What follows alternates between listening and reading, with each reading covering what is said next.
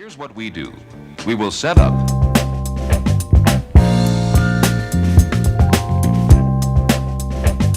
This is tunnel vision. From planet to planet. Solar system to solar system. From galaxy to galaxy. Recently, I've had a couple of conversations within art circles.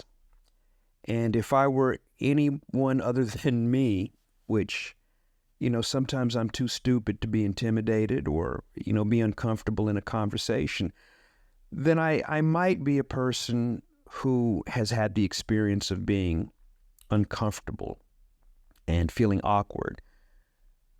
But, personally, I don't give you can finish the rest. But let's say that I was an insecure person. Let's say that I was an insecure person that had a different opinion about, certain things. And let's say that I was in a conversation where people had already, decided who and what I was and what I should believe based off of what I look like and what my skin color is. We see this in politics. We see this in society in general. But the one area that I am surprised that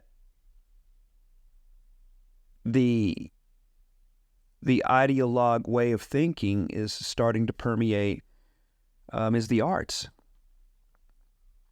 I never thought that the arts would become an arena where certain opinions are completely shunned and silenced.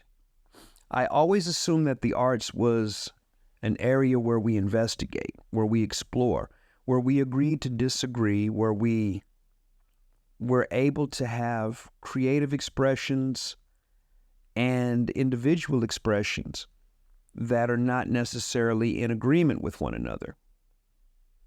I thought that's what was special about the arts. And now I have a fear. I have a fear that the ideologues are invading the arts and their point of view is being adopted as the point of view when it comes to the arts. When you tell a person what they should believe and they're surprised by what you don't believe, and they've based their assessment of you off of very, very superficial things, it's disheartening.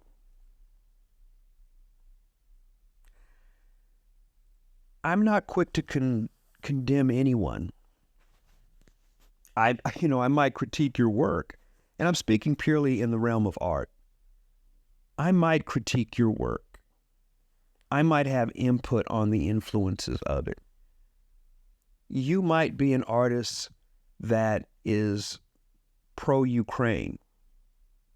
Whether I am pro-Ukraine or not pro-Ukraine, what you won't hear me do is criticize your position. If anything, I'm going to try to understand your position. And this is what I thought we as artists did. I may critique your technique. I may question your vision as an artist, but your vision as a person, who am I to condemn it? I want to understand it because, make no mistakes. I want to know if we are similar, if we are different, or if we're opponents. And, art can be used to wage its own kind of war against ideas. But even if you're going against a particular idea, a particular notion within the realm of art, there was always room for the other side to exist.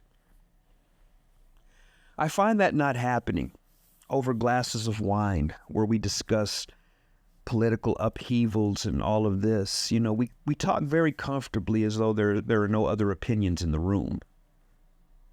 The lack of self-awareness The lack of decorum when talking to other people, the whole process of feeling a person out and finding out where they come from, that's gone. It is automatically assumed that if you are black, a woman, gay, trans, you think this way. If you are straight, if you are heterosexual, you think this way. And, you know, if I can just touch on something political for one moment, I never called myself cisgender. And nobody once asked me if I thought it was okay.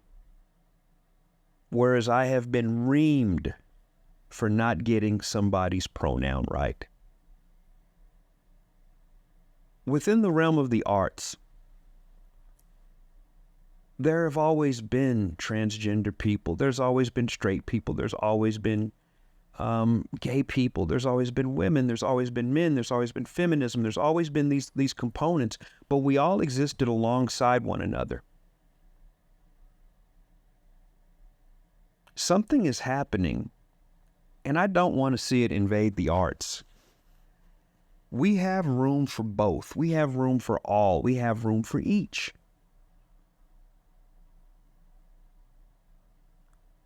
I have my ideological beliefs.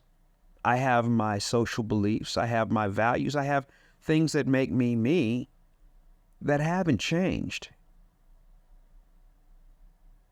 It's just that I question whether there is room enough for everybody now.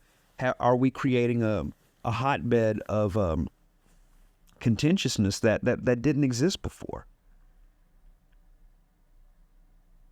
And that kind of goes against what being an open-minded creative is all about. Getting back to understanding your fellow human being instead of having your gun cocked, ready to blow that person's position out of the water, is something that I believe we should get back to. The arts is, for better or worse, because of the subjective nature of it, has always allowed points of view. I would caution against us going with the trend of society and get back to our maverick mindset. Because this sweeping consensus of being a certain way isn't always right.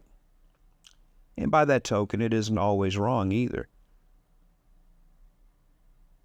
I just ask you to consider that when you have a conversation with an artist, with a colleague, before you go into the mode of me good guy, they bad guy, think.